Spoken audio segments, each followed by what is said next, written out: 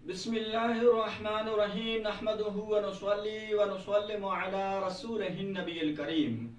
आज फिर हम कुर्बानी के हवाले से चंद मजीद मसाइल बयान करने की कोशिश करेंगे। तवज्जो के साथ इन मसाइल को आप सुनेंगे तो इंशाअल्लाह अज़्ज़ा वजल इससे आपको काफ़ी फ़ायदा होगा। कुर्बानी के हवाले से एक सवाल ये किया गया कि क्या एक ही बकरे में मियाँ और बीवी दोनों शरीक हो सकते हैं, या फिर एक ही बकरा जो है छोटा जानवर है वो एक ही बंदे की तरफ से उसकी कुर्बानी होगी। इसी तरह पर कुर्बानी के हवाले से एक सवाल ये किया गया कि क्या बड़े जानवर में जिस तरह गाय है, बैल है, उसमें 7 हिस्सेदारों का होना ये कोई लाजिम और जरूरी है, या फिर बड़े जानवर की कुर्बानी जो है वो एक ही बंदे की तरफ से भी हो सकती है। इसी तरह पर कुर्बानी के हवाले से एक सवाल ये किया गया कि अगर नफली कुर्बानी हो यानी वाजिब कुर्बानी ना हो और वो जानवर छोटा हो यानी कि बकरा हो, बकरी हो, भेड़ हो, दुम्बा हो, अब ईसाले सवाब के लिए उस छोटे जानवर में हम बहुत सारे अफराद जो है वो ईसाले सवाब के लिए शामिल कर सकते हैं या नहीं कर सकते, या फिर छोटे जानवर में ईसाले सवाब के लिए भी एक ही मरहूम वालिद या मरहूमा वालिदा को शामिल कर सकते हैं। देखिए, पहले सवाल का जवाब यह है कि एक ही छोटे जानवर में यानी बकरा हो, बकरी हो, भेड़ हो, दुम्बा हो,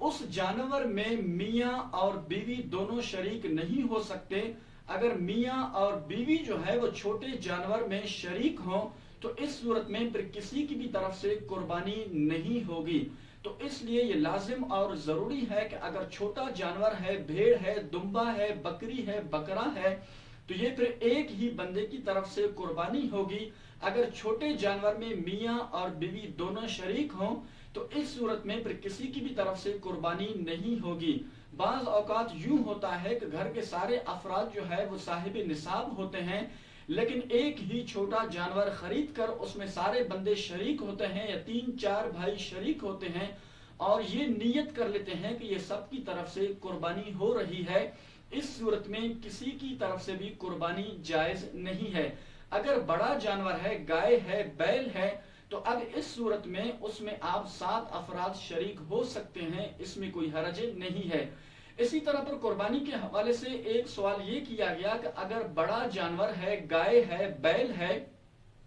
उस जानवर में 7 हिस्सेदारों का होना ये कोई लाजिम और जरूरी है, या फिर बड़े जानवर की कुर्बानी वो एक ही बंदे की तरफ से भी हो सकती है। देखिए, बड़ा जानवर है, गाय है, बैल है, इसमें 7 हिस्सेदारों का होना ये कोई लाजिम और जरूरी नहीं है। अगर बड़ा जानवर जो है आप एक ही बंदे की तरफ से भी कुर्बान कर रहे हैं तो ये भी बिल्कुल जायज है, इसमें कोई हरज नहीं है। लेकिन बड़ा जानवर अगर आप अपनी जात के लिए अकेला जो है इस कुर्बान कर रहे हैं तो इसमें बेहतर ये होगा कि आप उसमें अपने मरहूमीन को भी शामिल कर दें, यानी कि जो एक हिस्सा आपकी तरफ से बाकी 6 जो हिस्से होते हैं अगर उन हिस्से में से आप अपने मरहूमीन को भी शामिल कर दें, नबी पाक अलैहिस्सलाम का भी नाम शामिल कर दें, इसी तरह दीगर जो आपके रिश्तेदार हैं, मरहूम वालिदैन हैं, उनका नाम भी शामिल कर दें ताकि इससे आपकी कुर्बानी भी हो जाए और उनको भी सवाब पहुंच जाए।